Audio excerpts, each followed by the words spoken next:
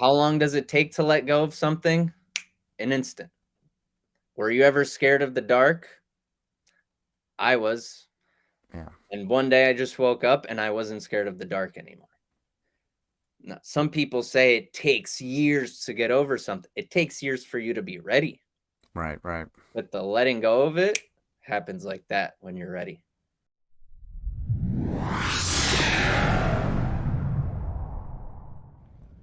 Good morning, good afternoon, good evening, whenever and wherever you are watching or listening. This is the Holistic Monitor, and I'm your host, Nick Sconia. The Holistic Monitor is a wellness podcast featuring life energy research, health and wellness transformation, self-improvement and empowerment, philosophy, spirituality, and now guest interviews as well. We look forward to your comments on our YouTube channel at Holistic Monitor.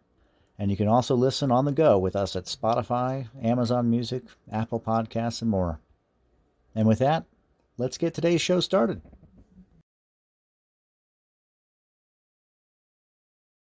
So, David Corsini, you're a mindfulness or mindset coach. You work to help people align their mindset and thus align their lives with the intent or their desire for something different. Does that sound accurate to what you're doing? Pretty much.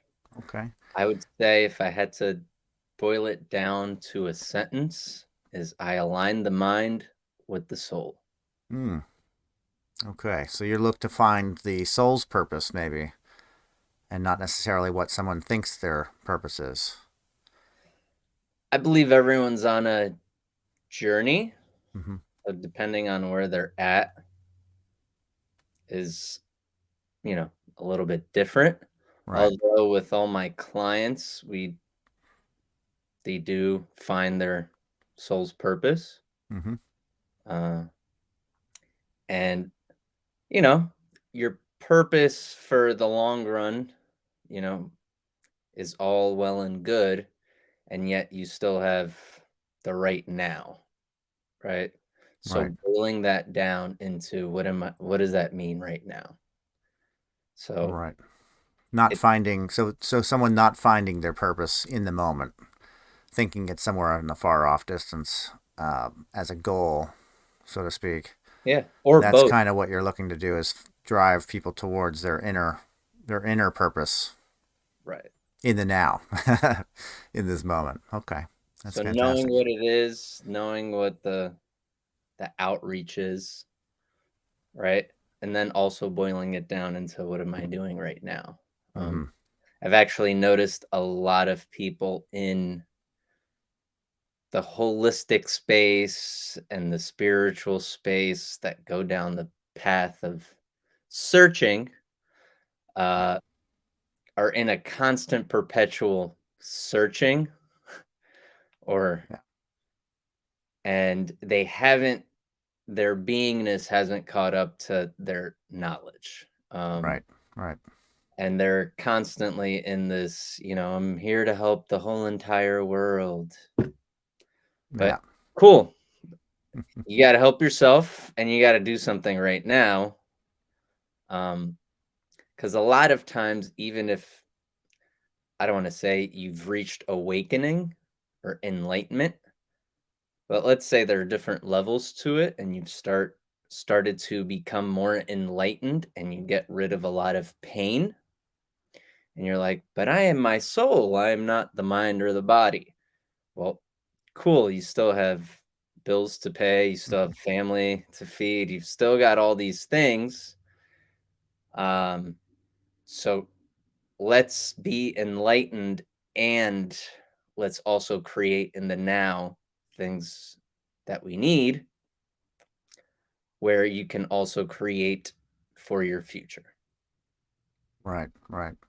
Yeah. A lot of times, you will um, you'll find people that have begun the process of transformation of themselves through knowledge, but are taking a lot of shortcuts. And I think that book knowledge can often be heavily laden with granting a lot of knowledge to someone without recompensation from the person. So they just get the knowledge. So you find this a lot with YouTube. All of a sudden there's this huge download of information, and they're like, "Wow, their cup is overflowing with this knowledge." But the cup isn't really that big. The cup hasn't been developed to sustain even some of that knowledge. It can be a little too much to handle. A lot of times, what I see is knowledge is granted to those that aren't ready to receive it, and so they have gained something that is out of their control inside themselves. This is what I consider to be a pitfall of knowledge, is that it used to be provided by gateways, which were the people that had learned it, and they would pass it on to somebody, and it would be in a process of an apprenticeship, slowly acclimated to the person, sometimes not so slowly, but typically, on levels. They would climb a ladder. Each rung, they would gain a new understanding and a method, maybe to gain more knowledge or acclimate the knowledge that they've already got to their new place. But that isn't seen now. It's just the dam has been broken open, and you can gain any knowledge you want, and at any point, at any age or at any level that you're at. So, does that play into what you're working with? You find a lot of people in that place where they're kind of overwhelmed with the levels of knowledge or enlightenment that they've gained, but not having, walked the walk or climbed the ladder each step of the way. Right. So, I've helped people in let's say all the levels. Mm-hmm. I've helped people that are kind of towards the beginning, and they know that there's something missing. They can't quite put their finger on it. And I've helped people that have had all this information and now what? And I Mm-hmm. kind of was there too. And I didn't just learn it from YouTube or the books. I actually went to seminars and retreats and other things. So I do appreciate how you brought up the fact that there's this wealth of knowledge, and people are like just on overload. As you put it, their cup is overflowing. Right. Right. The best way I've ever heard it said that made sense for me is, for every step that you take in a spiritual, enlightened way, you should also be taking 3 steps into integrating it into your beingness. Hmm. And what would be an example of an integration? Thank you for asking. So, one of the let's put it this way. You read a book. Let's even break it down to one that's not even, which is spiritual, but is not titled as spiritual. Think and Grow Rich, Mm-hmm. which is the best-selling book of all time for personal development. And it literally gives a formula for becoming rich, for Right. wealth. Now, it's been sold, what, 100 million times? Has every single person that has read it become rich? Hard to say. Probably not. Probably Yeah, not. Right. The integration. Yeah. right. Yet there are people like Bob Proctor, Hmm. rest in peace, who literally built his whole entire career off of that one book. If you listen to Bob Proctor and he doesn't speak about anything that we don't already know, Right.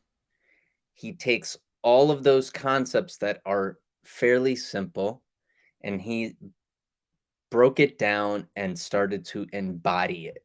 Yeah. Now, I even listened to a lot of what he said, and the man would take the book and he would read one page for an entire day, just rereading it. So he read the whole entire book, and then he stopped, and then he decided to take it one page every single day. Right. Where he would take in that knowledge and then start to embody it and start to implement that one page. So what usually happens is we start to get the information on a mental level. Mm-hmm. And what happens is thought is creative, right? If you break down creation, manifestation, whatever you want to call it, it goes thought, word, and then deed. Right. So what happens is if you blow through a book, you've got some thoughts and you might say it out loud, but rarely do we break it down and we keep thinking those thoughts. Rarely do we keep using it into words, saying it out loud, and then acting it. We're already on to the next book. Right. So we haven't fully integrated that book. So a good practice, if you're reading a book and it really hits home for you, read the book, find the audiobook, listen to it a few times, maybe go back and reread it, and start thinking, who am I becoming because of this information? Mm-hmm. Because we have all the knowledge at our fingertips. You can break it down on a spiritual level and say everything that ever is within inside of us. So we could even access it within us. But knowledge isn't power, right? It's Right. the experience of that knowledge. That knowledge acted out and experienced is why we're here. It's not just seeking as much knowledge as possible. For some, it's seeking. For some, that's what they do, we'll say. But could they be doing better than just seeking? Yeah. Could they be And actuating? Could they be yeah. putting into action? I like that. That's very good.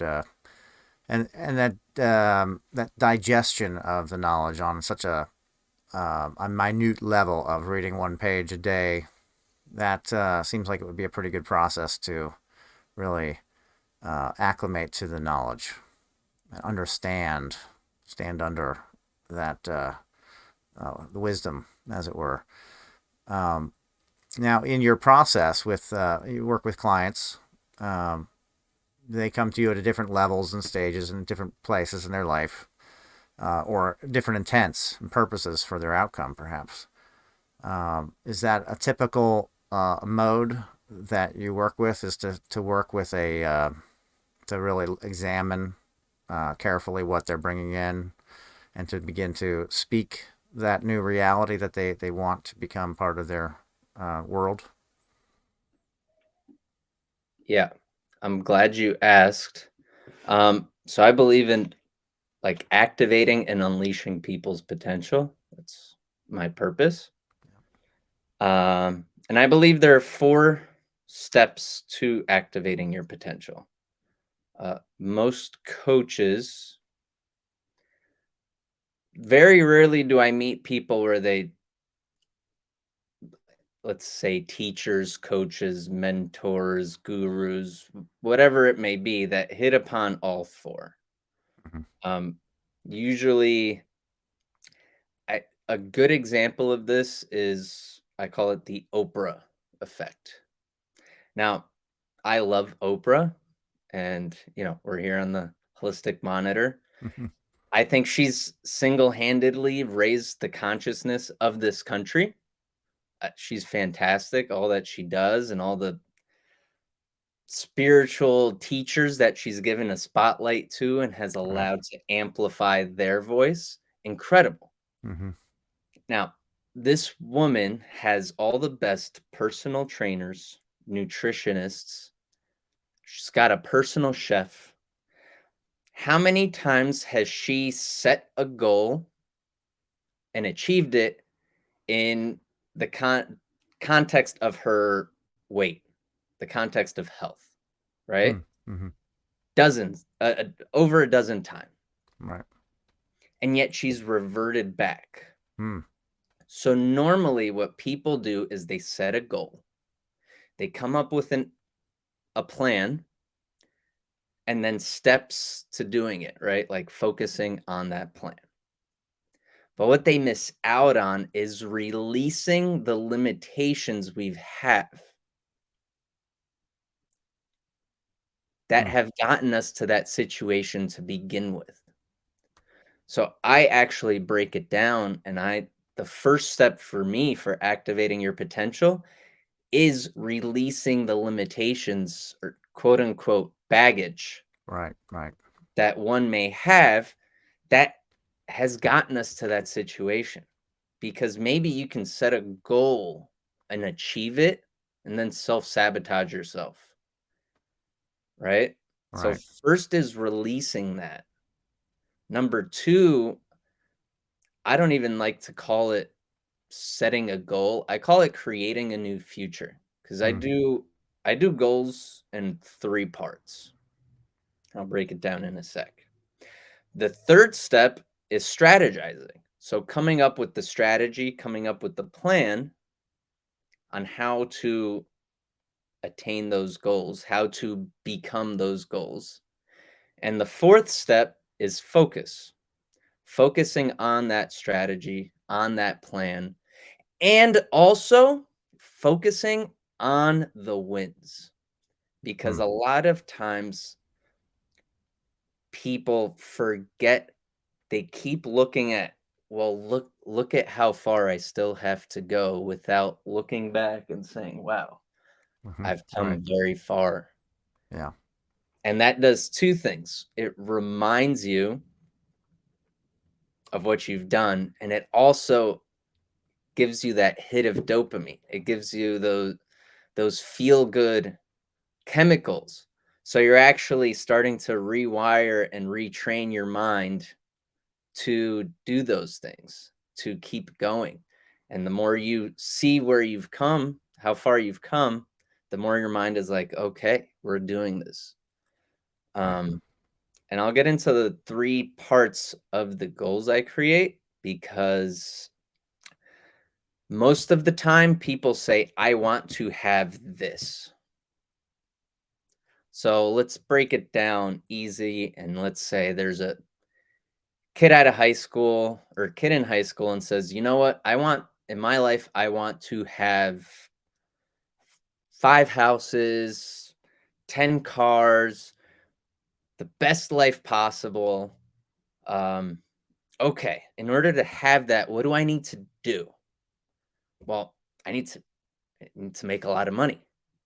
Well, what's the easiest way to make money? I know, I'll go into finance. I'll start doing some finance. Okay, who do I need to be? Well, I need to be an investment banker or some a trader, right? A hedge fund manager. Mm-hmm. I need to be all these things. So then they go to school for finance, they go to school for whatever. They end up doing those things. And then they have everything that they wanted to have and feel completely empty. Why? Because they realized, or maybe they didn't even realize, but they're not being the person that they were meant to be or that they even wanted to be because they were focused on the having. So, what I do is I reverse that process, which is the more natural process, and start with being. Like, who do you want to be in the next 10 years? Versus Right? what do you want to have? Yeah. So, who do you want to be? Okay, now what does that person do? So your 10-year version, I call it the avatar, right? Mm-hmm. Cool. Now, what path is this avatar walking down? What are they doing? Now, doing goal isn't something you ever quite achieve. You're just doing it. Doing it, right. So for me, it would be healing people. It would be speaking. It would be coaching. It would be building businesses. You can say, okay, I built the business. Cool. Well, I'm doing this, right? It's something I'm constantly doing. So I know this is my path. And then you have milestones along that path. And those are more of the having. And even those, I still have my client, I have them myself, that I have them write in the being form. So most people have heard of SMART goals where, you know, it is this date and I have this and I feel this, all those things. And I realized what is the energy that manifests the most? What is the most creative statement you can make? And that is the I am. So if the goal is monetary, cool. Do you attract money? Or do you make money? Do you collect money? Does money find you? Like whatever it is, we write something in that. So for example, mine is I am attracting money. Mm-hmm. It's different from the avatar because it's more of like, this is what I am doing right now in the short term. This is what I am. I am attracting it. This is my milestone down my path. Right. So those are And the 4 steps. so in that, when you start to see the accumulation, then you need to acknowledge that accumulation. And that would be the time to have the choir, start clapping and say, "Good job," Yeah. bringing it in, and kind of with an action, a sound, congratulations. I think acknowledgement is something that people forget to do, like you were saying. Look back and see all those milestones that have been achieved. Very important, very overlooked. The energy of acknowledgement on the path or on the acclamation of new knowledge, the acknowledgement that there is something happening, that there has been an adjustment, helps to reinforce the positivity of that goal or whatever you want to call it. Mm-hmm. When you're healing, it's the same kind of idea. To recognize that healing has happened, that something has occurred, that change has been done, and to acknowledge that. Okay, do you still have the toe pain? I don't have the toe pain. Okay. So then there's a Exactly. positive, You just acknowledge and reference to yourself or the client that there has been something that has occurred as an adjustment or change. Okay. And as far as with your services, the way you work your services, is it like on an hourly basis, a program? What kind of setup do you have as far as um, working with someone in this Thanks for process? asking. So if I'm purely coaching, I would say I've got 6 months and I've got 12 months. And even 6 months, I believe, is a little bit.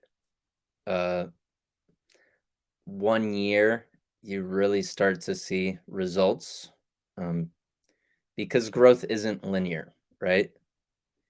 And what growth and healing and soul searching can look like is 2 steps forward, 1 step back, Mm-hmm. 3 steps forward, 2 steps back, 4 steps forward, 5 steps back, 7 steps forward, 3 steps back. Yeah. But what happens is you've got this curve that starts to happen around 6 months.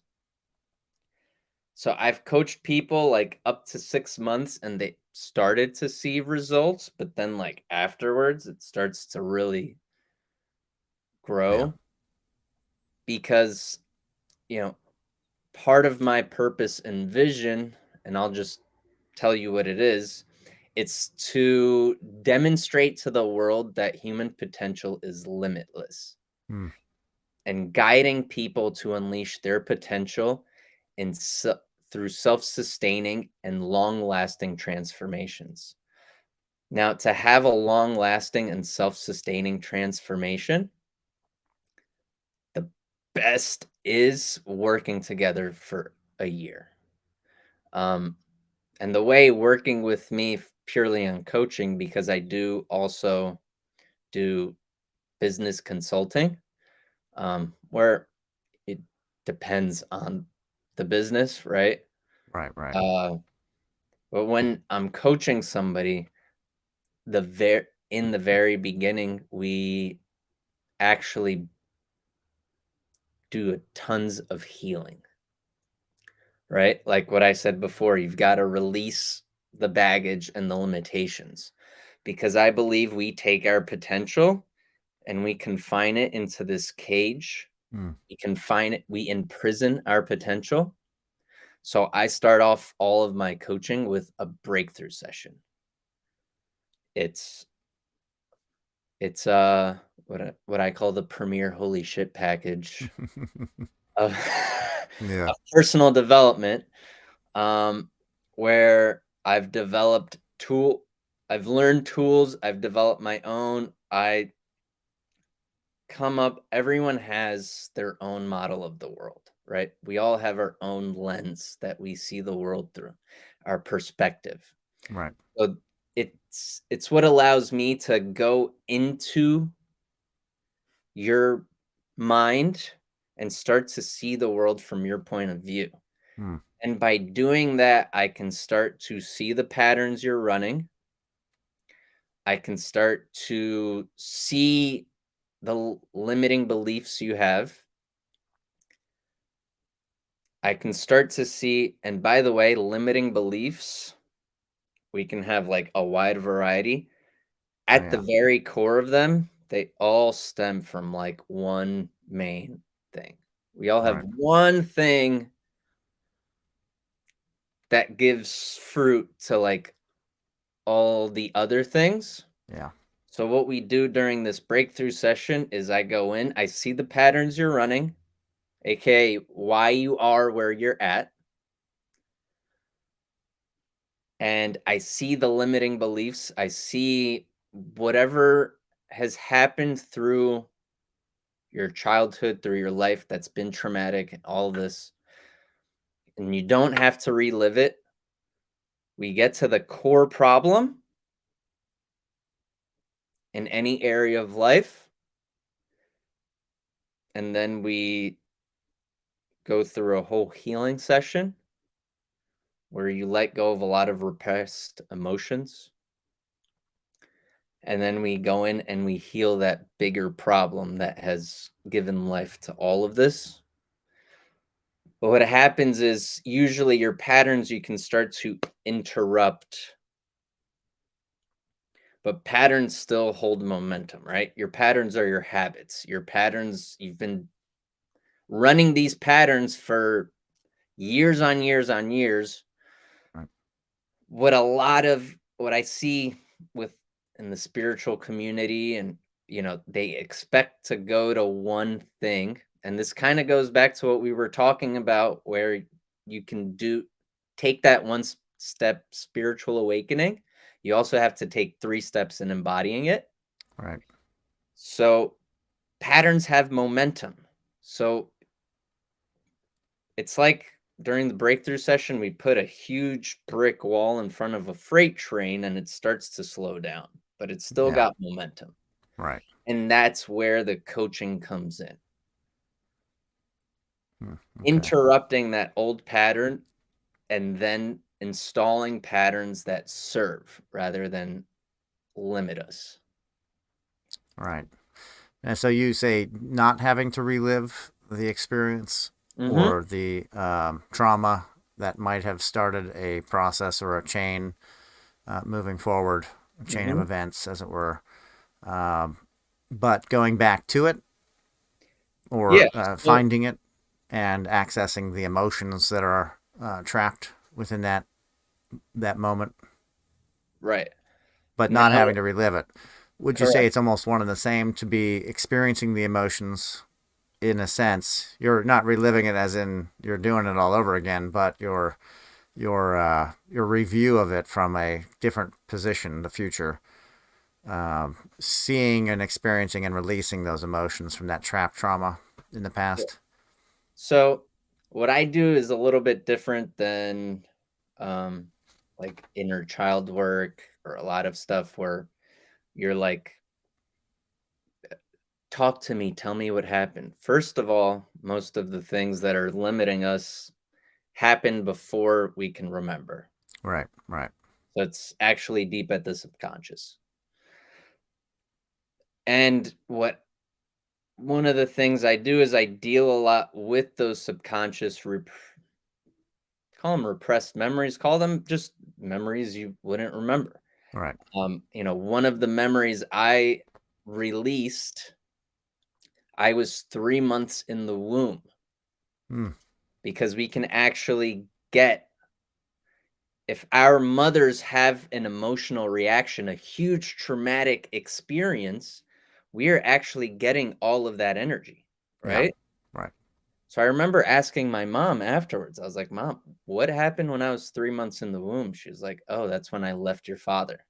Hmm, I was like, "Oh shit." it's huge. Yeah, Right? And if you believe in past lives, like you can release stuff from past lives. right. It's Um, all in the DNA. Yeah, they've actually proven through science that you can pass down baggage through generations. right. Yeah. With mice, it was an experiment they did with sandalwood Hmm, and like a trigger response. So they introduced sandalwood to mice and gave them a shock every time they smelled it, hmm, to the point where they had a trigger and a response. So they smelled sandalwood, and without any electric shock, they felt the right. they had like that jolt reaction. Now, they let those mice mate. Those mice had offspring. They let those mice mate Mm-hmm. and those offspring. So we're talking about the grandbaby mice. Yeah. They introduced sandalwood and they had the same reaction, Hmm. which proves you can pass fear down generationally. Yeah.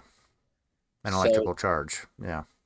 so and they're proving it through what's called epigenetics. Now, we don't have to go into too much detail, but what I do is essentially from a subconscious level, our traumas are in the past. Right. And if you somehow take the event that was traumatic and you subconsciously look at it as though it is in the future, it kind of just,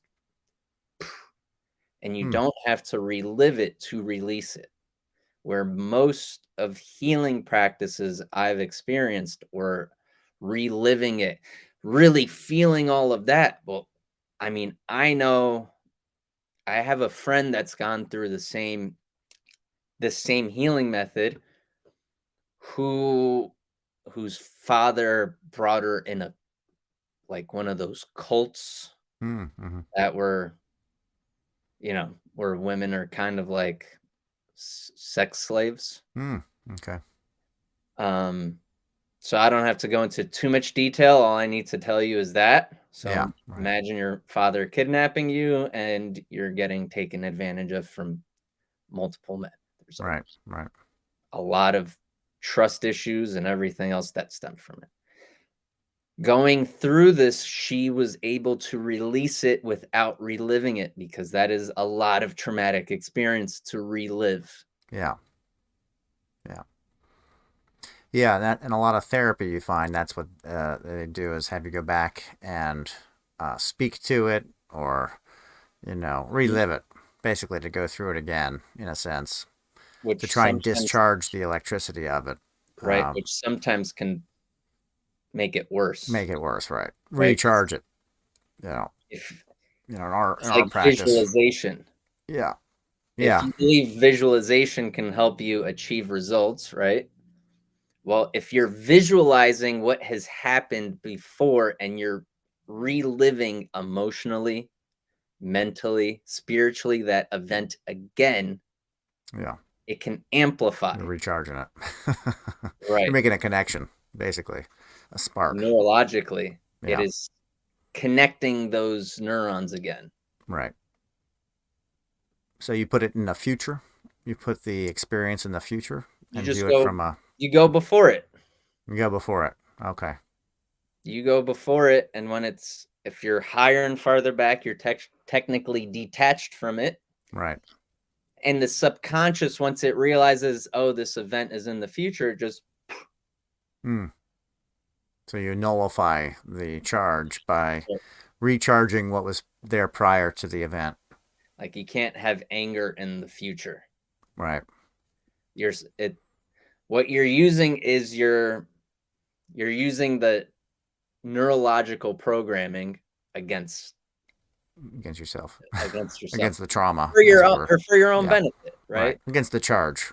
Once you Yeah. realize the way the subconscious mind works, which that's my specialty, you use it for in your favor, Yeah. and you can just let it go.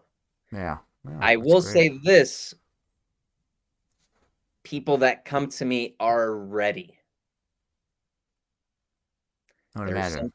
some people don't want to let go. Right. Yeah. How long does it take to let go of something? An instant. Were you ever scared of the dark? I was. Yeah. And one day I just woke up and I wasn't scared of the dark anymore. Now, some people say it takes years to get over something. It takes years for you to be ready. Right. Right. But the letting go of it happens like that when you're ready. Yeah. Fear of falling, fear of jumping off of jumping off or cliff diving, that sort of thing. There can be a lot of um, excited emotions at the moment before you leap, and it can take a very long time for that leap. Um, but if you've done it over and over again, then that leap is really easy to just make happen. There's less of the butterflies every time you do it. But that first time, that getting there to that point where you're able to actually jump, it's as anybody knows, those kinds of things can be very daunting.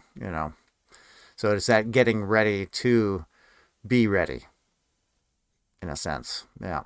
Mm-hmm. And it's when the quote unquote you can bring a horse to the water, but Right. you And can't make him drink it, right? They that would got to be the be thirsty. baggage too, right? Yeah. Well, look, um, I've heard this, and it stands true. Some people are willing to die for their baggage. Right. Yeah. Yeah. Mountain to die on, hill to climb and die on, that sort of thing. Mm-hmm. Yeah. Yeah. For sure. And that's levels of fear that people have for the change or letting go of something that's actually holding them back from their potential. Exactly. There you go. That's great. Mm-hmm. And as far as for your training in this, what did you have to go through to? Where were you at prior to undergoing this transformation for yourself? So I would always say from a young age, I always felt um, like a wisdom. I was always a little bit pretty wise for my age. Like I just had these knowings, Mm-hmm. and I would just understand things and say them, and people are like, oh, that makes sense. And it's coming from like a 12-year-old, right? Right, right. And I also got to a point where when I was in college, I remember like being in my dorm room by myself, like looking at the wall and just thinking I didn't want to be here anymore. Hmm. And I I was asking myself like, how did I get to this? How did I get here? I didn't have a bad childhood. Did did I have problems? Of course, everyone has problems. But to the point where I felt like I didn't want to live anymore, no. And that's when I realized I was kind of a slave to my own mind. I Hmm. just had I had these negative thoughts that I just couldn't kick. I just kept comparing myself to everyone. I kept looking at everything I lacked. Like, what I looked at the world as though, what don't I have? Hmm. And when you do that enough, the world seems like a very rough place. Mhm. Yeah. And I was sitting there and I was like, and a picture just popped up in my mind of like people it was like people in Africa living in shacks, but with a smile on their face. Hmm. Right. And at that point, I I did introspective self-talk, and I was like, "How the hell can you be so miserable and you have so much when there are so many people that have so little and Right. have a smile on their face?" Yeah. And that's when I started to shift a little bit. I never got to that point again. I promised myself I would always make the best of any situation. And that's easier said than done, right? It's Yeah. not I'm not sitting here and telling you like I took charge of my life and from that point on everything's been roses and butterflies. Right. I, Right. I still struggled. I didn't know what the hell I wanted to do after college. I still suffered some depression. Um, I ended up in real estate and I Hmm. actually started doing very well in real estate. I always wanted to invest in real estate, so I life led me to being a realtor and I was doing well as a realtor, but I still had like this nice big void in the middle of where my heart is. And I was trying to fill it up with commission checks and I was partying all the time. Right. And I I would tell people I wasn't an alcoholic.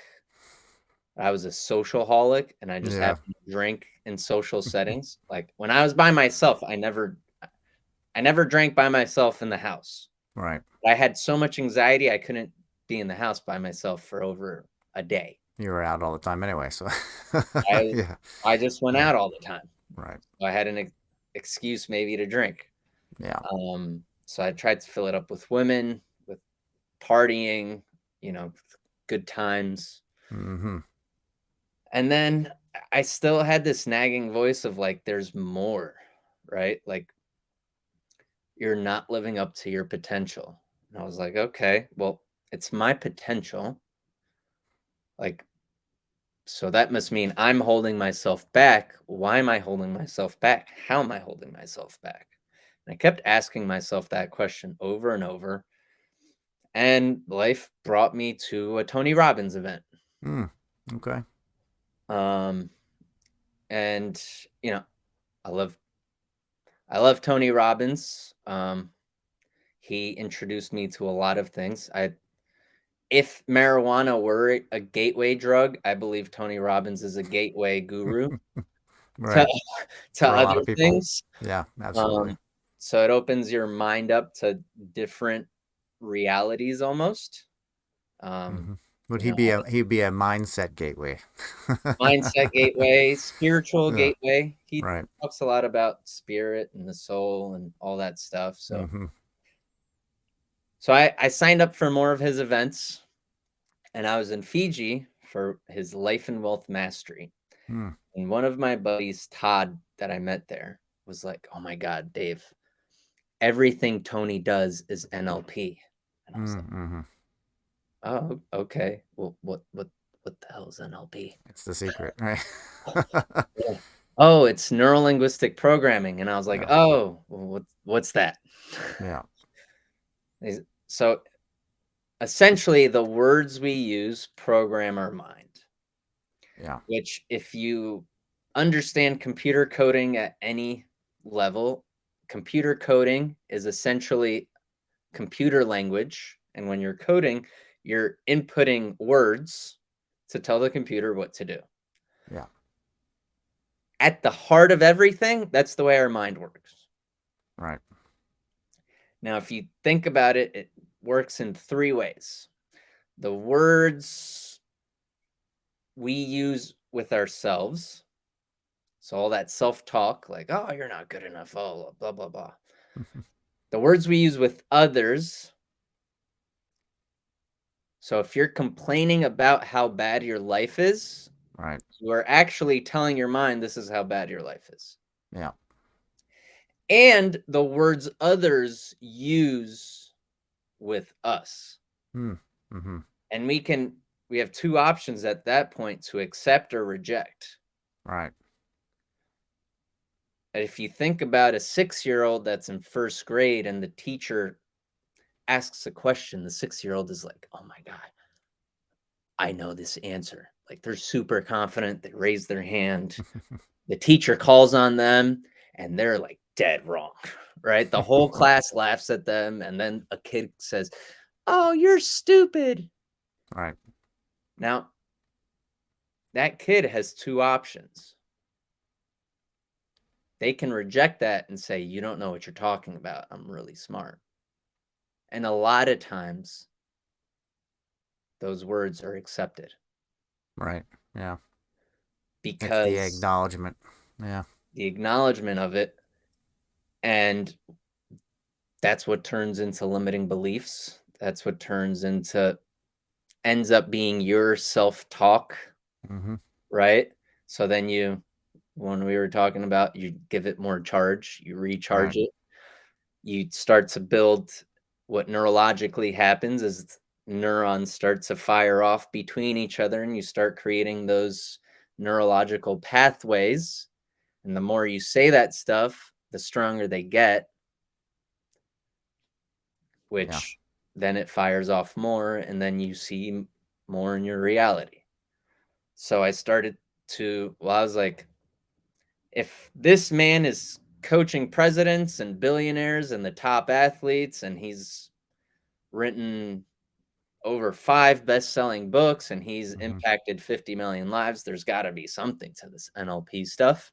Right, So then I ended up with every certification possible in that, hypnotherapy, mm-hmm. this technique that's called mental emotional release therapy, and that's what we were talking about earlier, where you can just release emotions or traumatic experiences, Right, um, among other things. And I started to read different books. I started to learn different practices.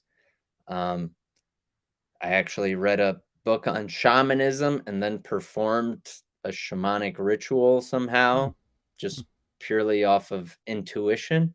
yeah, So I started to take all these things and I started to meld them together and start to create my own stuff. Um,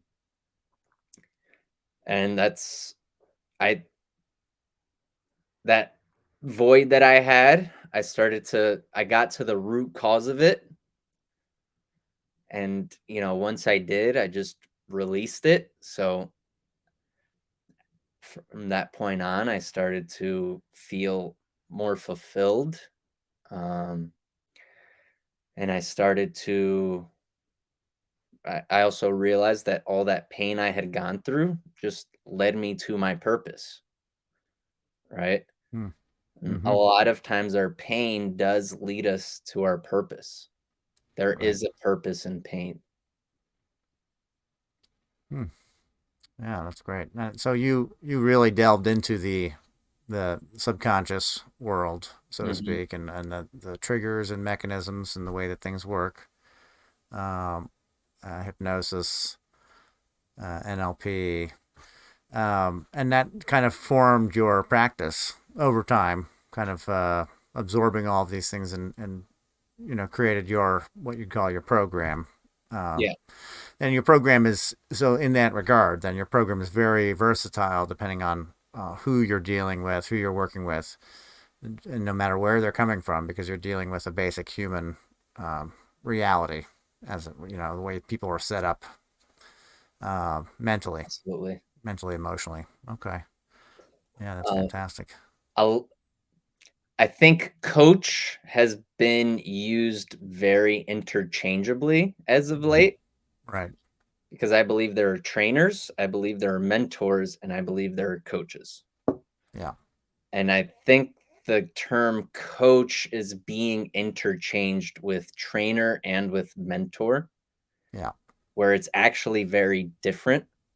So if you were to, let's say you wanted to learn how to drive, a trainer would train you on how a car works. And you got Mhm.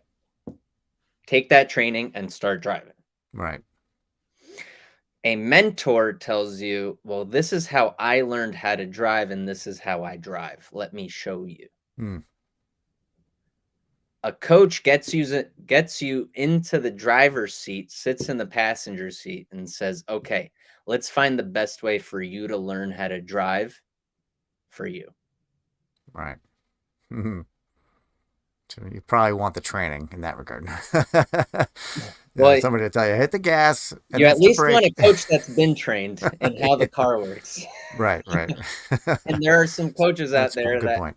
haven't been trained in how the car works. Yeah. But I No, that's very believe that true.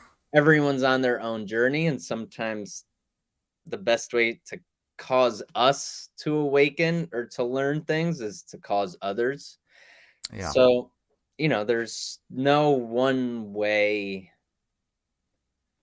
there's no one way to drive Right. across the United States, right? Right. You Right. can take many different roads. Yeah, for sure. Yeah. And I find that with the word coach too. I don't necessarily know what that means, but I get that it's Mhm. my visual for it is the coach in Rocky, who is, Come on, Rocky. you got it, Let's exactly. go. You gotta.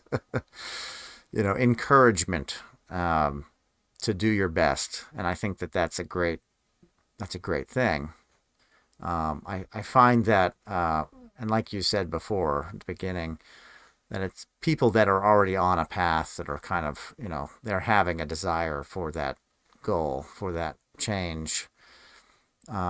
They probably already are trained in how to drive the car. They just aren't good at it. Or they're not sure, like, well, now that I know how the pedals work, how do I steer and stay within the lines? How do I do these things? I know how all the stuff works, but I don't know exactly how to operate on the rules of the road. Whereas that's where the coach would come in to kind of say, well, we stay within the white lines on the left and right. We don't go off into the bike lane. Put Yeah. our turn signal on. That's where that's at because you've been trained. That kind of thing. Unless you're in Jersey. Encouragement. What's that? Unless you're in Jersey. Unless you're in Jersey. I live in Everything's Jersey. different in Jersey. You're in Yeah. Jersey? Yeah. Yeah. See, that's why I've got my gold chain, and then I've got Oh, my mala because I'm an enlightened Jerseyan. there you go. Very good. Where in Jersey are you? Somerville, New Jersey. So Somerville. I'm in Hmm. like the central north part of it. Okay. What is that? Sparta Lake? Is that Yeah, just I'm like a little southeast of Sparta. okay? Oh, southeast. Okay.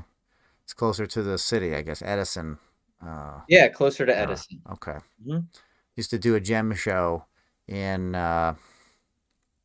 Montclair. Was that Yeah, Montclair? Somewhere around I there. Yeah. I Really lived good show, actually. Yeah. close to.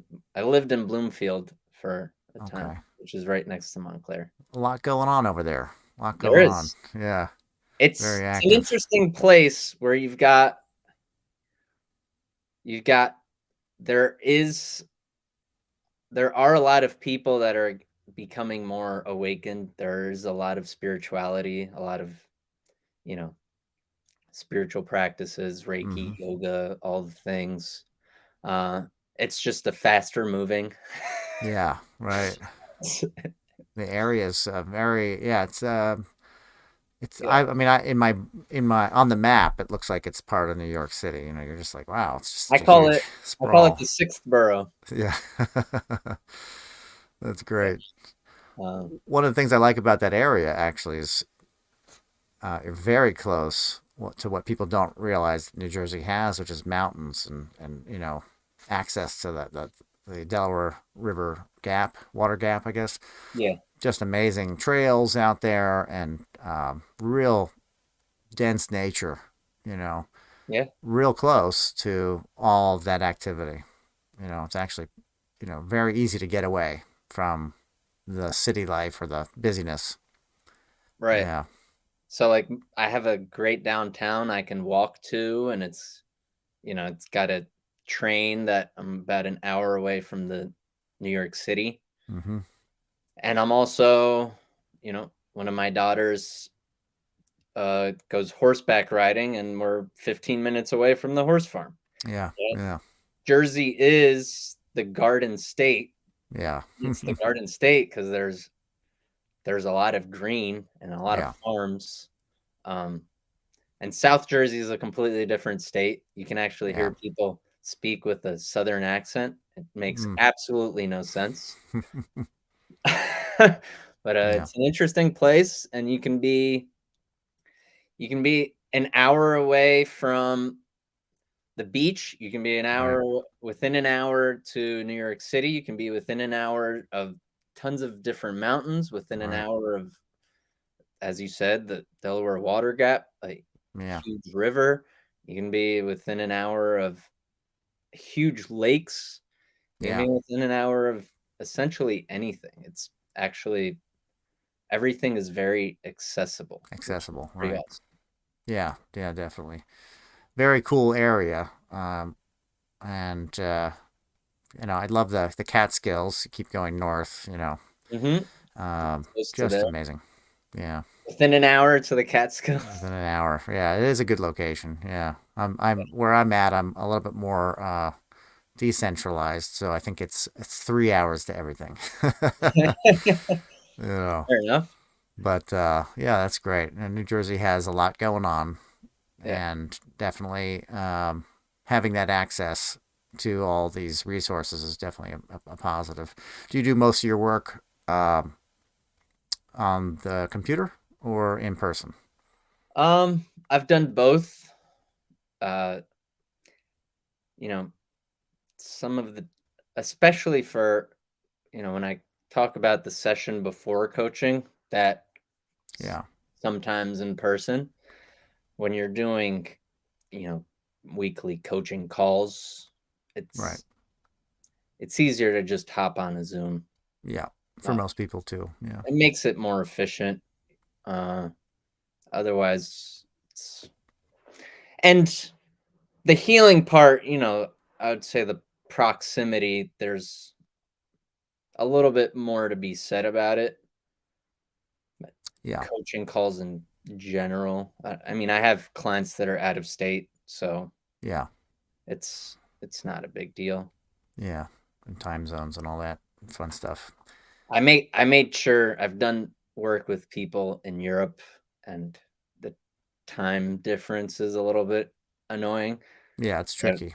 Yeah, now I keep it mostly to our time frames, the right, US. right. Um, yeah, I'm interested in that breakthrough beginning portion. It is what a lot of people. It's for a lot of people how they get involved in these alternative ways and views.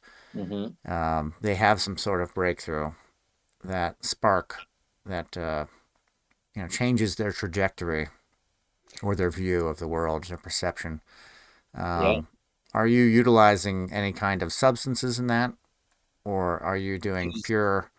absolutely no Okay. substances, although it's funny you ask because later on this afternoon, I've got a training Hmm. with a company that sells microdosing mushrooms. Hmm. Mm-hmm. We're doing like a nice intention setting Yeah. event where there is substances, I believe, have their place. And if you just look at substances, like why do you take it? Right. To get this m- mental altering, conscious altering state. Now, you can do that without any substance, right? Yeah. And it's a lot of people why they're using it is so they can access their subconscious mind, where during our breakthrough session we are accessing that anyway, and I actually teach my clients to access it more on their own because Mm-hmm. the way I view coaching and the way I view guruship, if you want to call it, Mm-hmm. or enlightenment, I don't want you to follow me for a whole lifetime. I don't want to coach you for 10 years. Like that shouldn't be the goal. Right. But there are a lot of these programs where it's you sell one thing after another, which keeps people with you for like an eternity, Right. which is one of the things that I don't align with very much with Tony Robbins, where you Hmm. see like it's like you constantly have to keep going back. Hmm. And you've got people that have been going to his events every year for 10 years. Hmm. Now, Okay. don't get me wrong, you wanna come to my retreats, I appreciate it, and I also want people to experience other teachers Yeah. and to be able to coach yourself. Right. So, it's something I emphasize with my clients, like, they'll sometimes ask me a question and I'll ask it right back. Okay. Yeah. The and what you said about the breakthrough in life is what I appreciate because that's essentially what I'm mimicking. Yeah. NLP is actually started with the study of excellence and study of what works and breaking it down into what are the steps. So someone who has a near death experience completely turns into a different person. Why is that? What happened? Well, if you look at the neurological, like the computer programming portion of it is their values have completely rearranged. Right. And what I believe happens is your mind starts to align more with the soul. You in a near death experience, that lens that you were once looking out at completely changes. Hmm. And what that is your values start to align with more of your soul's purpose. So Right. in the breakthrough session, that is what we mimic. Hmm. We com we Near death completely experience. without Yeah. the experience of it. Right. Right. But But it that's also what the substances do too, is they will right, mimic. In mushrooms, you're basically taking something that's a toxin. right. You're going through a process of death in a sense. It's just Mhm. coming about you in a different way. A lot of substances take you to the brink. Depression can take you to a point where you're, you Yeah, know, needing the breakthrough and find it, and it's a major change and shift to your reality, an adjustment of your perception. absolutely. So, So, that's what we do without any substances, um, and it's m I've taken substances before. Uh, I haven't done ayahuasca, I've done mushrooms, I've done LSD. probably it for the more psychedelics. Mm-hmm. So I can't give you the experience.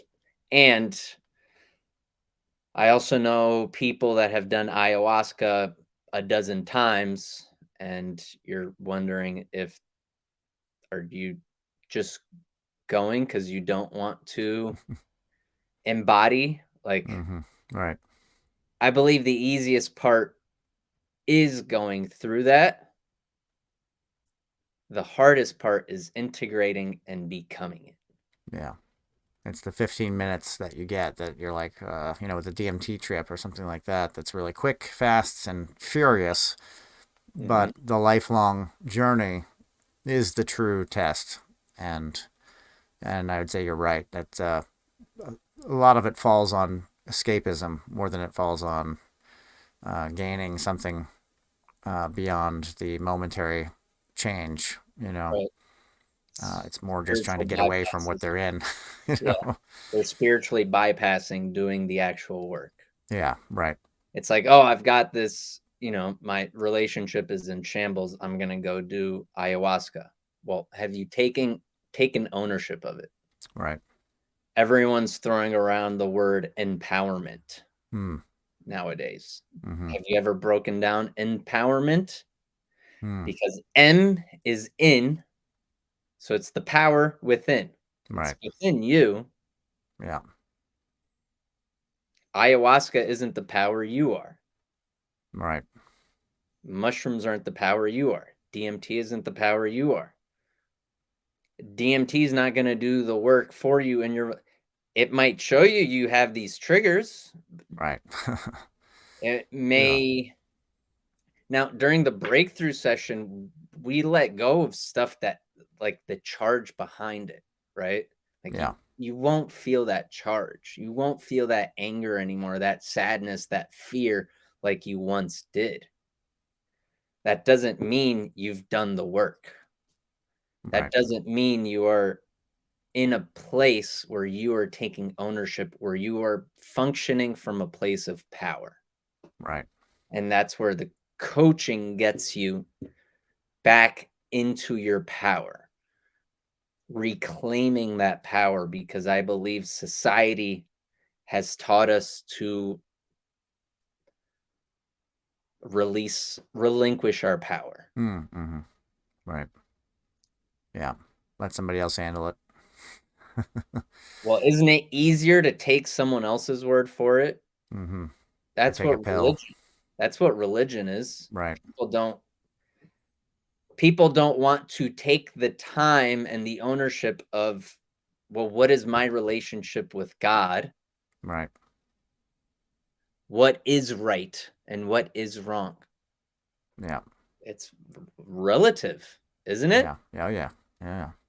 What is hot and what is cold? Oh, Mm-hmm. 32 degrees is cold. Go to Antarctica, 32 degrees will be hot. It's warm. Yeah. Yeah. Taking your jacket off. Right. Yeah. So Exactly. a religion is easier because it tells you these are all the rules. This is what God is. Now you don't have to think about it. Right. Right. Again, that is not coming from an empowered state. Yeah. Yeah. Finding that power. Exactly. And that's claiming it and actuating it. Correct. Taking that knowledge again and bringing it in, walking the walk. Yeah. And in that walk is where you find yourself, your power. Not even in the system or the knowledge that you've gained, but that what you're doing. Yeah. And a lot of people fall into the hallucinogenics as a means to um, escape responsibility. There are religions built around, um, psychedelics.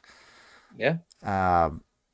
But again, is it doing the work, or is it just that trying to exit the realm that you're in now and find another realm where things are a little different, where you have your own control, Right. maybe, And or that's fun or spiritual something. bypassing.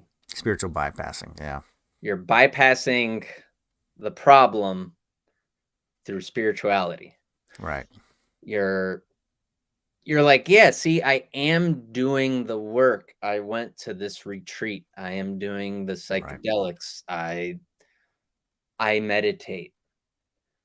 You can meditate all you want.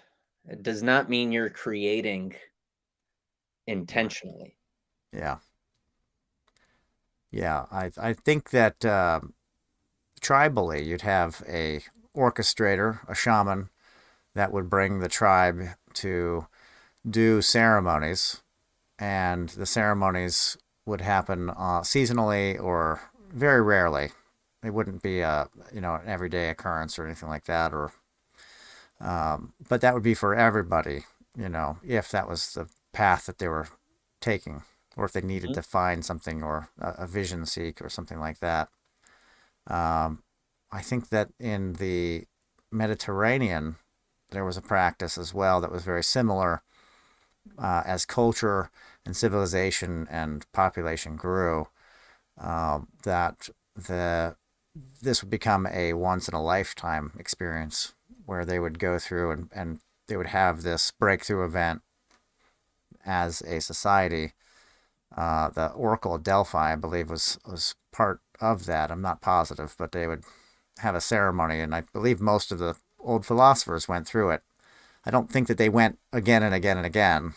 I think Right. that they went there and had the experience, like a group hallucination of sorts, with 100 other people, some experience with a deity or of some sort, and then they went about their lives having had that initiation into this new world for themselves, and they lived a different life thereafter.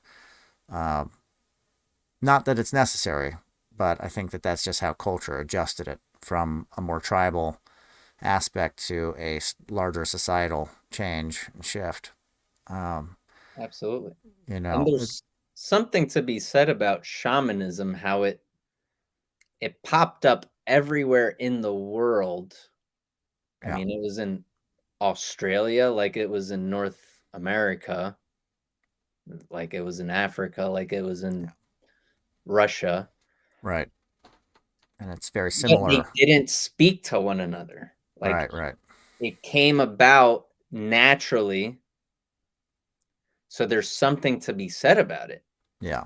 And the way I see life is it's the breath is life. Mm, You're constantly breathing in, expansion, expanding the lungs, and then breathing out, contraction. mm-hmm. And that's also where what I said before comes in. You got to take that one step, spiritual step, and then the three embodied steps.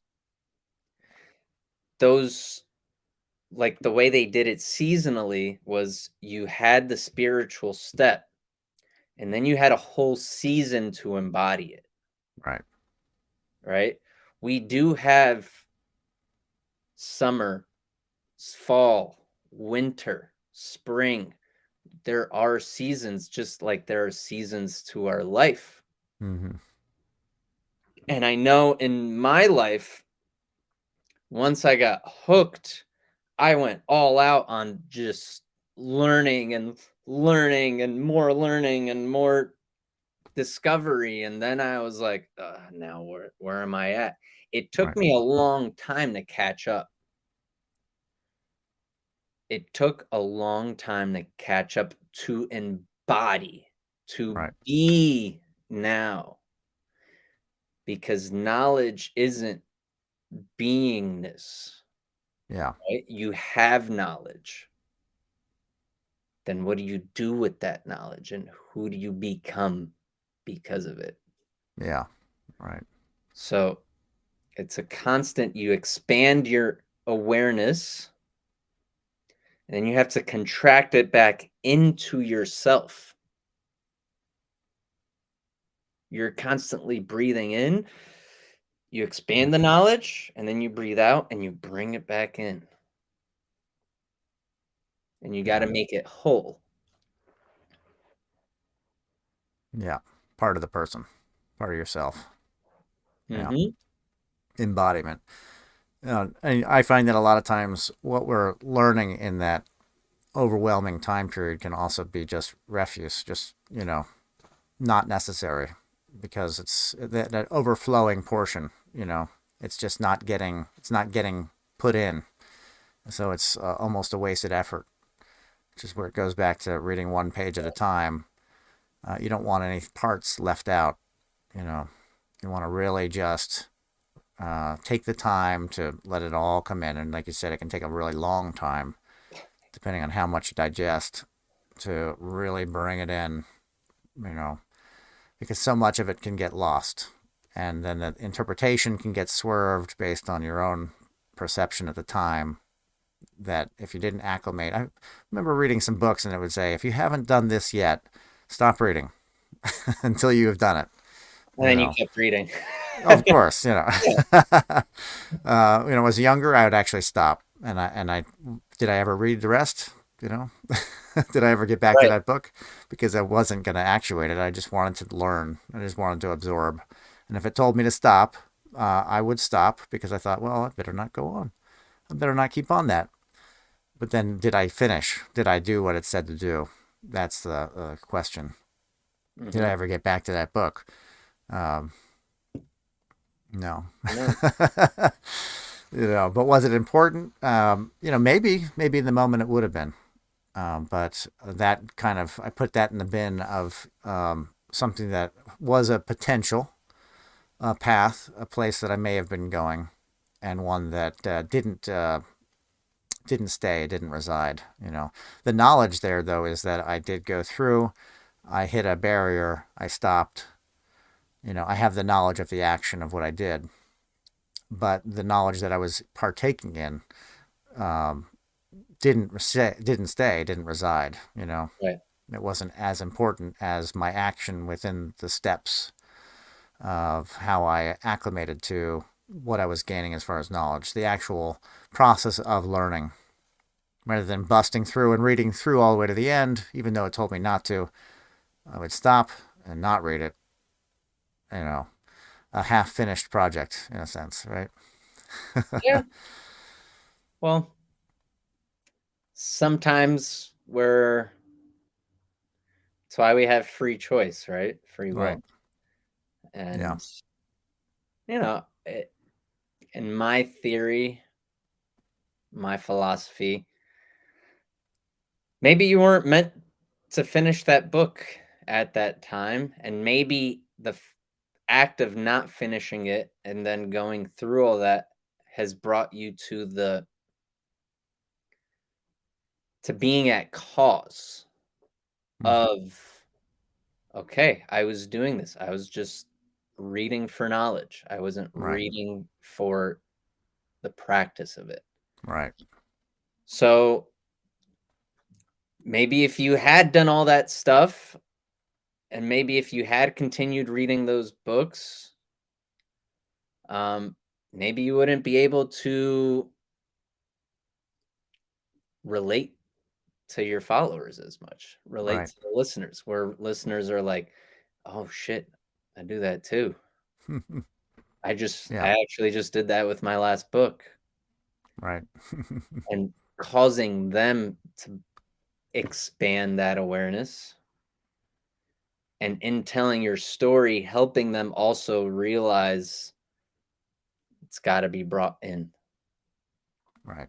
Yeah. You have to acclimate at the Yeah. step that you're at. It's like doing scuba diving. You come up, you go down in stages, you come up in stages. You have to acclimate your body Mhm. for very serious reasons, Yeah. at every level.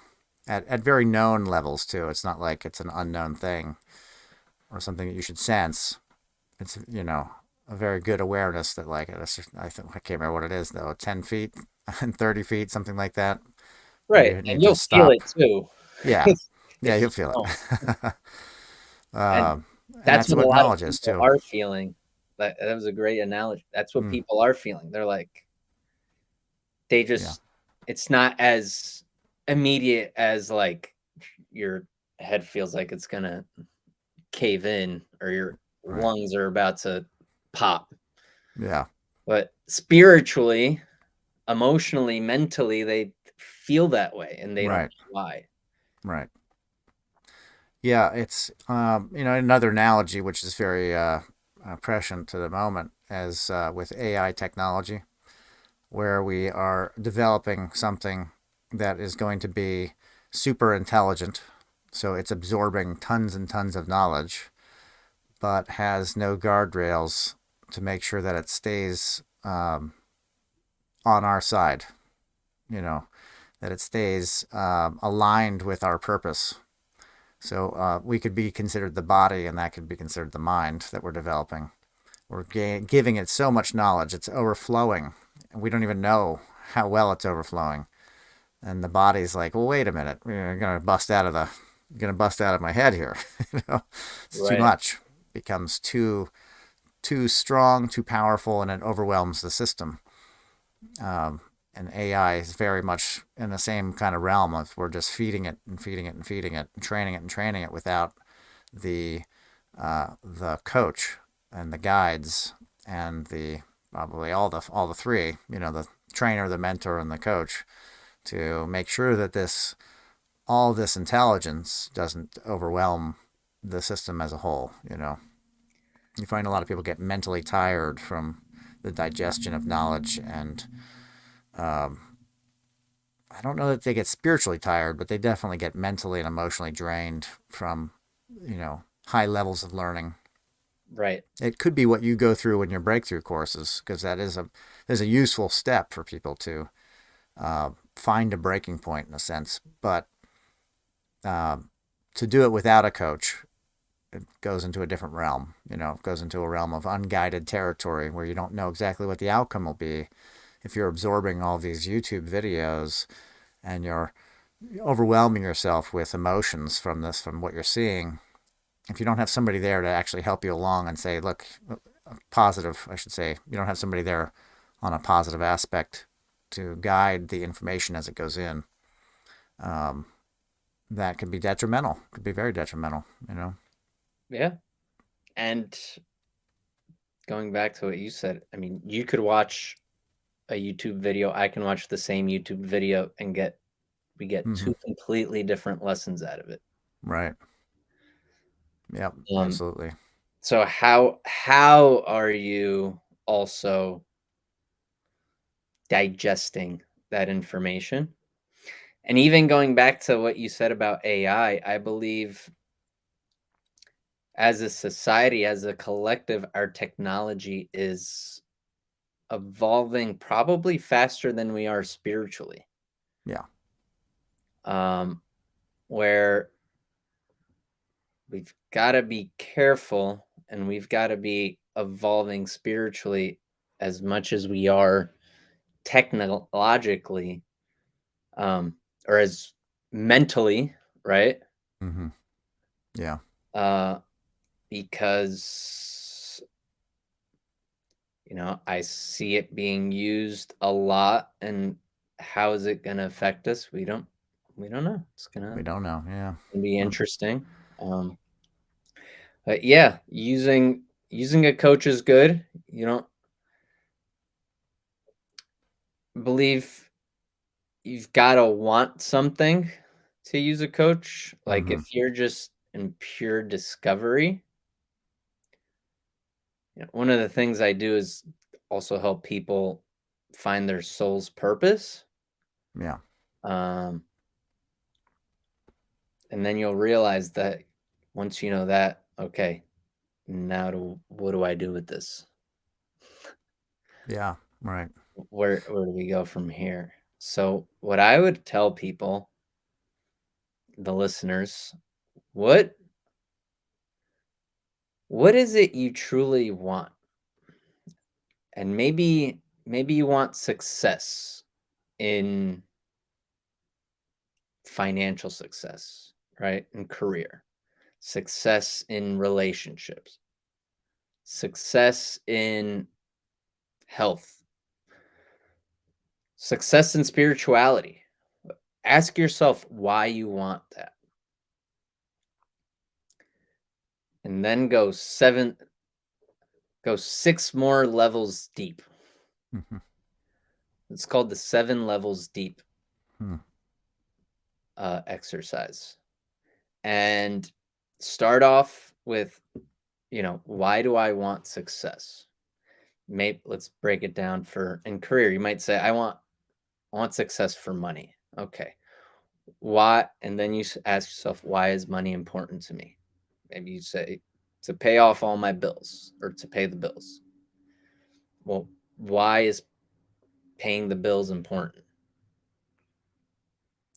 Because then I'll feel financially secure. Well, why is being financially secure? So you go down 7 levels and you start to get more and more clear on your why. The 7th level, you'll be like, wow. Hmm. You'll get very clear. And then ask yourself, what is the first step I need to take to get to that success? Hmm. And focus on that one step and make that the priority. Maybe you do need some more knowledge to take that step. And make sure you're learning the knowledge for that step so you can take the step. Don't learn more than you need to for that step. And if you have the knowledge, take action. Mm-hmm. That is at the essence contraction, expansion, and contraction. Mm-hmm. Like constantly, why am I doing this? The why is your intention. And if you don't have an intention, you're living unintentionally. And that is when you get to the point of life where you're like, how did I get here? Right.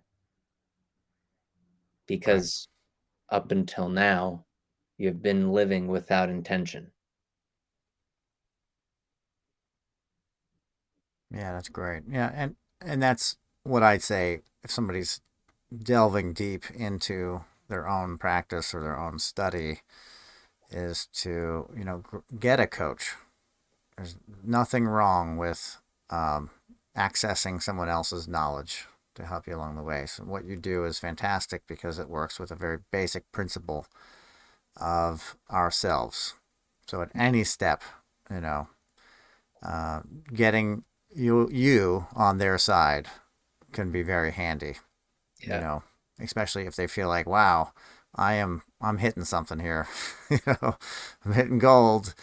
This is a good time to actually reach out and get somebody that can go along the journey through a process and kind of concrete put concrete steps within that flow, that new flow, you know, to Mm-hmm. really actuate and become, to utilize some of your not your name there to actuate your potential, to put it into action, Mm-hmm. and to start living that which you feel like is your destiny or goal or whatever far off, you know, world. To bring that vision close, Yeah. Couldn't Yeah, have said it any better. that's awesome. Yeah. Well, it was great having you today. Um, Thank I'd you for love the for you to go through and just let everybody know where they can find you. And, yeah. you know, So if you want to find, and I do have that 7 levels deep exercise in PDF format on my website. okay, that's Um, great. my website is the-potentialist.com. If you go under resources, you'll find some free resources. That's great. You can find me on Instagram on just search the potentialist and you'll see me.